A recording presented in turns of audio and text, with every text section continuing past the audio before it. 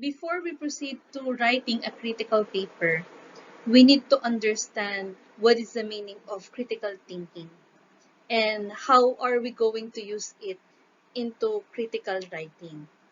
Because a critical thinking is very important for us to use this so that we could proceed in critical writing. But before we go to our lecture for today, we will be having our activity.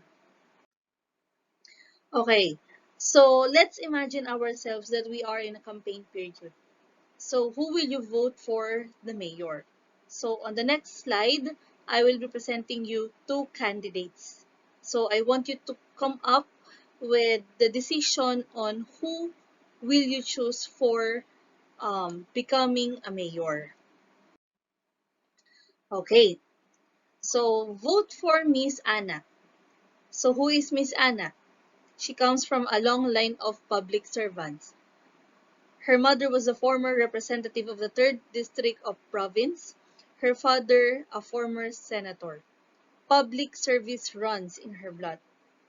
So who is Miss Joanna? So vote for Miss Joanna. Even before running for the office, Miss Joanna was already a trusted public servant.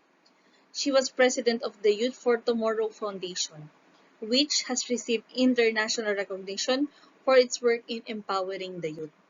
So I want you to come up with the judgment of these two candidates in running for a mayor position.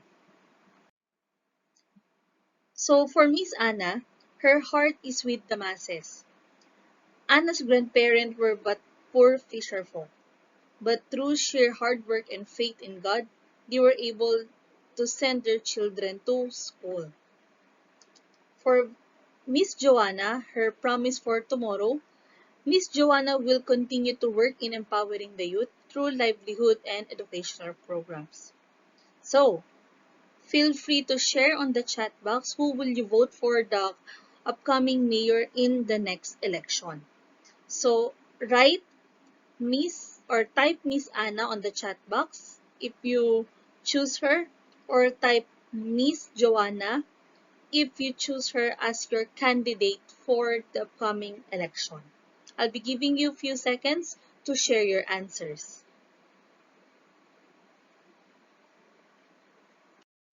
Is it important for us to use critical thinking whenever we write?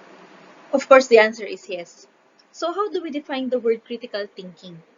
Critical thinking is the mode of thinking about any subject, content, or problem, in which the thinker improves the quality of his or her thinking by skillfully analyzing, assessing, and reconstructing it. Critical thinking is self-directed, self-disciplined, self-monitored, and self-corrective thinking.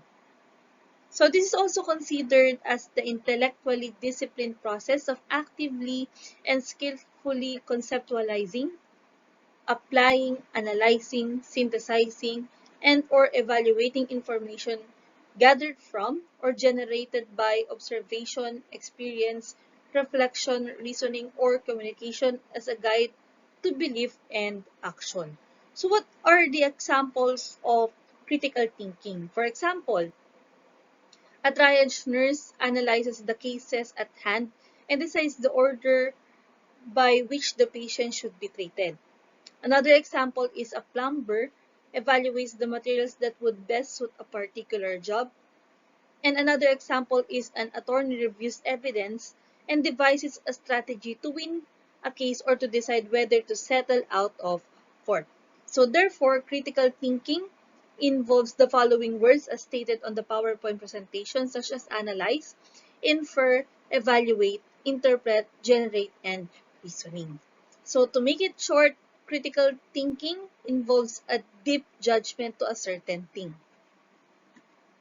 Of course, in critical reading, we should use our critical thinking because we cannot judge the material that we are reading if we cannot use critical thinking. So in critical reading, there are strategies that are being required to use whenever we read. So how do we define first um, how do we define first the word critical reading. So critical reading means that a reader applies certain processes, models, questions, and theories that result in enhanced clarity and comprehension. So there is more involved both in effort and understanding in a critical reading than in a mere skimming of the text. So you don't just read whenever you read a newspaper or a post in a social media, but with the use of critical thinking, we judge why is it that particular person wrote that idea, how did it come from. So that is an example of critical reading. So in so there are different strategies in critical reading. So for example, marking the text. So how do you mark the text? Of course, you number the paragraphs, you encircle the key terms, you underline the essential information, you box the new vocabulary words and find it afterwards what could be the meaning of those unfamiliar words. Okay, so these are the additional ways to mark the text. First one is to use the bracket information, and the next one is to write labels in the margins.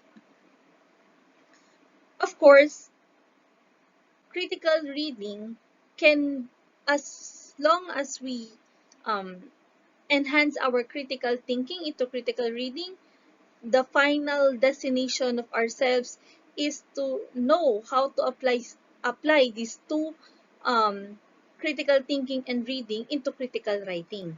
So in critical writing, we don't just write what we just know, but we write according to how we describe, according to the elements and subject, how we analyze, like the composition and design, how we interpret based on the meaning and content, and last is how we evaluate according to the skills and techniques being used by the author.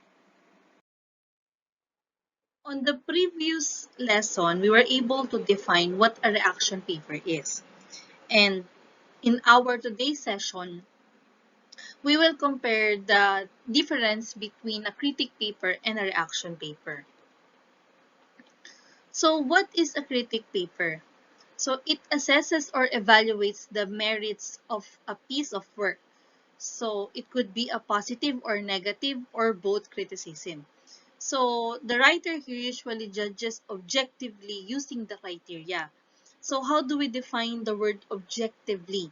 So the writer judges without using his feelings towards the text. So example, the movie review and book review are the best examples for writing a critic paper. So you can use such criteria in judging this um, movie or book. For example, in terms of editing, cinematography, the cast of the characters, the way the characters act. So that is an example of a critic paper.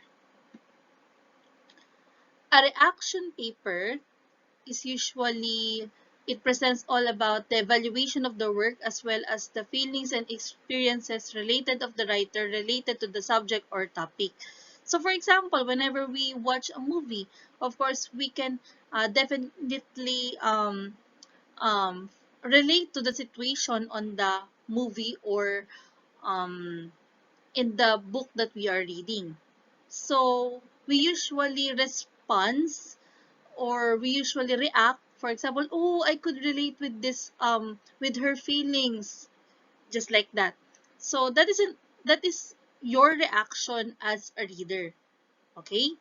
So it talks about how a work affected the writer. So it talks about how you were affected by the movie that you watch or by the book that you have read. So therefore a critic that is more subjective. So this is considered that it uses the feelings. Unlike the critic paper, it judges objectively. So that is the difference between a critic and a reaction paper. So for today's activity, by using our critical thinking, I want you to share your insight on the chat box. So the question here is that if you will be giving a chance to vote for next presidential election, what serves as your basis for choosing? So how will you use your critical thinking in choosing your presidential candidate? Do you think it will be a wise decision? Why or why not? So feel free to share your insights on the chat box. That will be considered as your attendance for those who will participate. And then please refrain from using foul words. So I just want to know what could be your basis on choosing your president in the next election. So I'll be giving you a few minutes to share your insights.